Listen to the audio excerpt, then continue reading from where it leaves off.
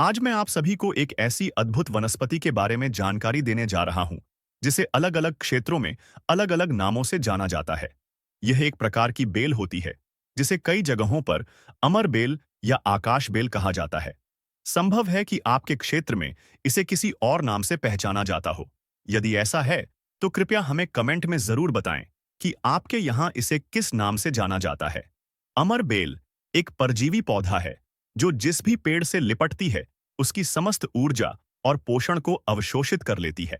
इसकी प्रकृति चुंबक की तरह होती है, जो वृक्ष से उसका संपूर्ण जीवन रस खींच लेती है, जिससे धीरे-धीरे वह वृक्ष सूख जाता है। आयुर्वेद में इस बेल को औषधीय गुणों से भरपूर माना गया है और इसका उपयोग विभिन्न रोगों के उपचार के लिए किया जाता है। वास्तुशास्त्र की दृष्टि से भी अमर बेल को विशेष माना गया है। कहा जाता है कि यदि इसका सेवन किया जाए, तो शरीर में तीव्र गर्मी उत्पन्न होती है, जिससे व्यक्ति ऊर्जा से भर जाता है। हालांकि अविवाहित पुरुषों को इसे खाने से परहेज करना चाहिए, क्योंकि यह शरीर में अत्यधिक गर्मी बढ़ा सकती है, जिससे बेचैनी महसूस हो सकती है। इस बेल के अद्भुत औषधीय गुण कई बीमारियों को ठीक करने में सहायक होते हैं। आध्यात्मिक दृष्टिकोण से भी इसे महत्वपूर्ण माना गया है। यह जिस वृक्ष से लिपटी होती है, उसकी विशेषताओं को अपने अंदर समाहित कर लेती है और उन्हीं गुणों को धारण करती है। ग्रामीण क्षेत्रों में अमर बेल को आसानी से देखा जा सकता है। इसकी पतली पतली शाखाएं फैलकर आसपास के पेड़ों से लिपट जाती हैं। यदि आप गांवों में रहते हैं, तो निश्चित रूप से आपने इसे देखा होगा। यह बबूल, आम और पीपल के वृक्षों पर अधिकतर पाई जाती है।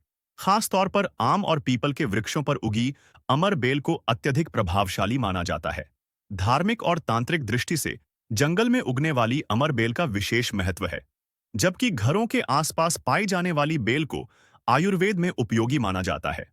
यदि सही तरीके से इसका उपयोग किया जाए, तो यह बालों की समस्या, विशेष रूप से गंजेपन को दूर करने में सहायक हो सकती है। इसके अलावा यह शरीर में गर्मी बढ़ाने के लिए भी जानी जाती है। यदि इसे शरीर के किसी विशेष भाग पर लगाया जाए, तो वहां तीव्र गर्मी उत्पन्न होती है, जिससे व्यक्ति बेचैनी महसूस कर सकता है। इसलिए इसका उपयोग सावधानीपूर्वक किया जाना चाहिए।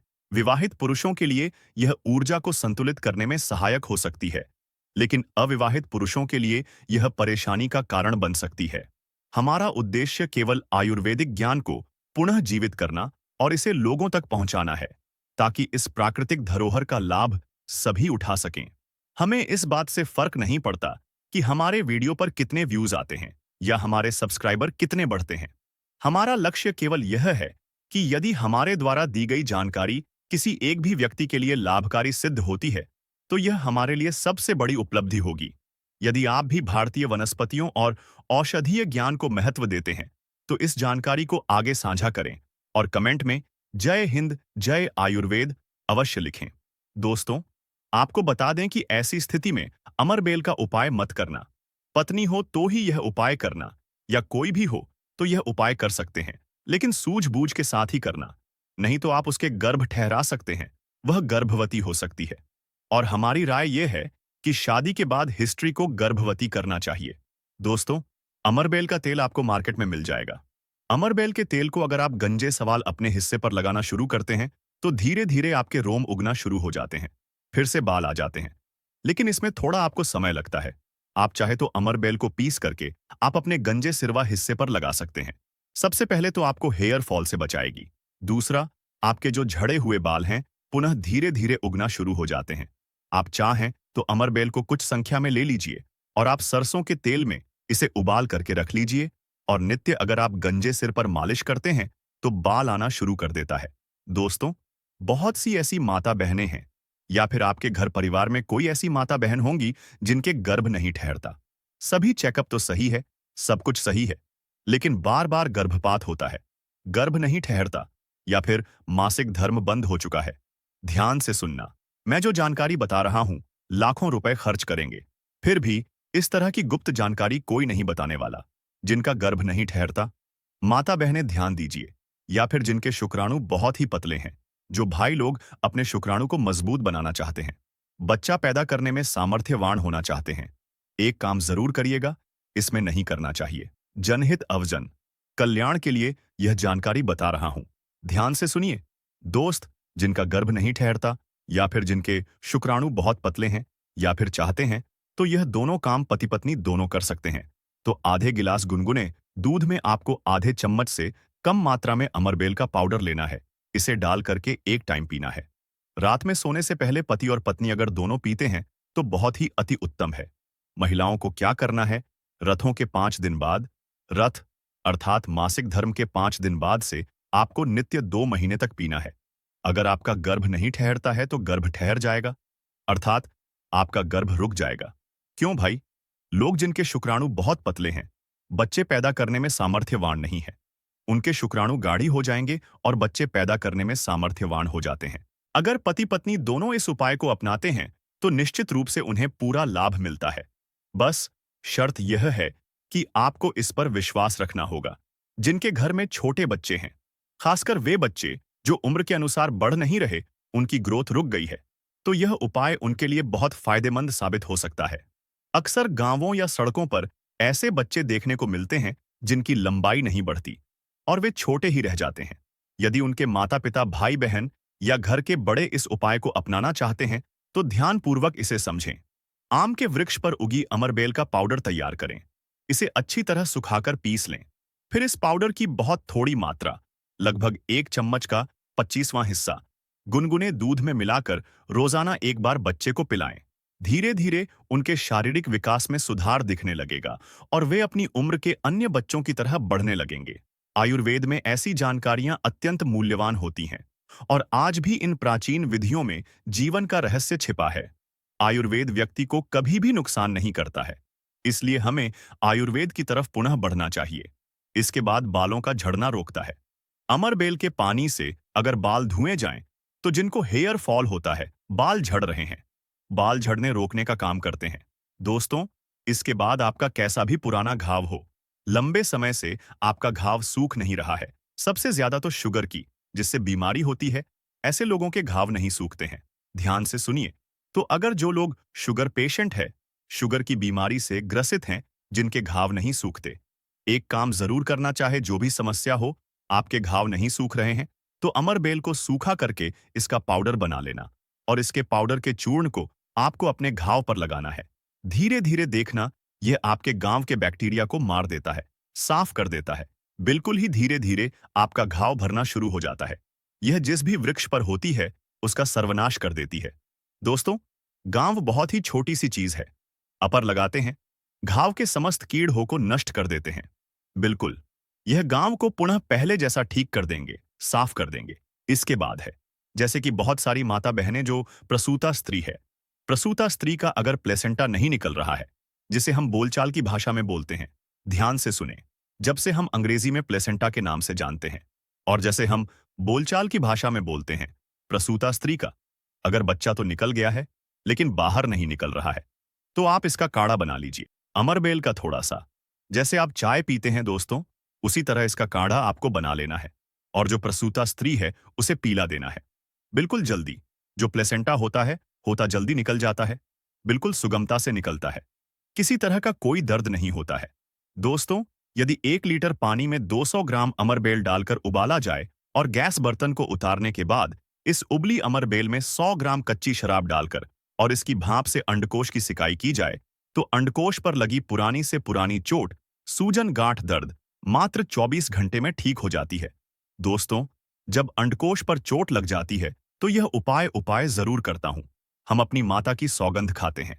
अंडकोश में यह उपाय 100% कारगर साबित होता है। काफी सैकड़ों साल पुराना उपाय है। यह इसे जरूर समझा दोस्तों। यदि उबली हुई अमरबेल को पीसकर इसका लेप अपने नीचे वाले हिस्से पर यदि लगाए तो साइज में प्रगति होती है। 10 गुना तेजी से साइज बढ़ जाता है और आपका हिस्सा मोटा भी हो जाता है। हम नाम नहीं लेंगे, आप इशारों में समझ सकते हैं हम किसकी बात कर रहे हैं। फिर आप किसी को भी खुश कर सकते हैं। दोस्तों, अमरबेल बांझपन, नपुंसकता को जड़ से समाप्त करती है। बस आपको सही तरीके से इसका इस्तेमाल आना चाहिए।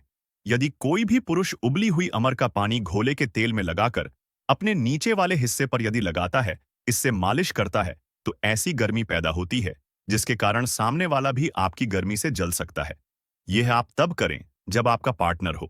यदि आपका पार्टनर नहीं है, आपकी पत्नी नहीं है, तो यह उपाय मत करना। नहीं तो आप किसी के साथ भी गलत कर सकते हैं।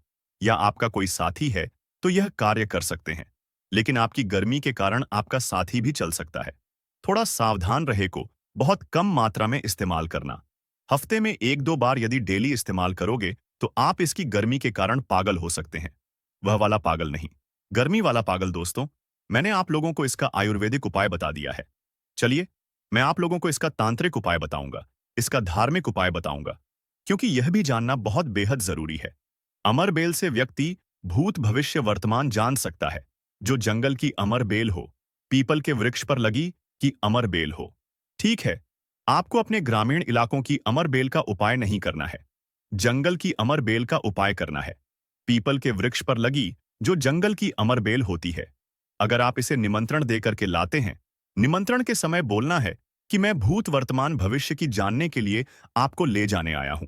शनिवार के दिन निमंत्रण देना है। रविवार के दिन प्रातःकाल आपको सूर्योदय से पहले ले आना है और आप इसे तकिए के नीचे में रखिए। 7 दिनों के आप देखना, आपके भूत और भविष्य यह बताना शुरू कर देते हैं। अर्थात स्वप्न के माध्यम से आपको भूत और भविष्य दिखना शुरू हो जाता है। क्या आप भविष्य में क्या करेंगे? भूतकाल में आपकी कौन सी घटना हो चुकी है? और मैं जो यह जानकारी बता रहा हूं, यह जानकारी हवाई बात नहीं है। काफी सारे लोगों ने लाभ लिया है। अर्थात काफी सारे लोगों ने इसका उपाय भी किया। उन्हें 100% लाभ भी मिला है। क्योंकि इस चैनल में वही जानकारी बताई जाती है जो जानकारी सरल हो।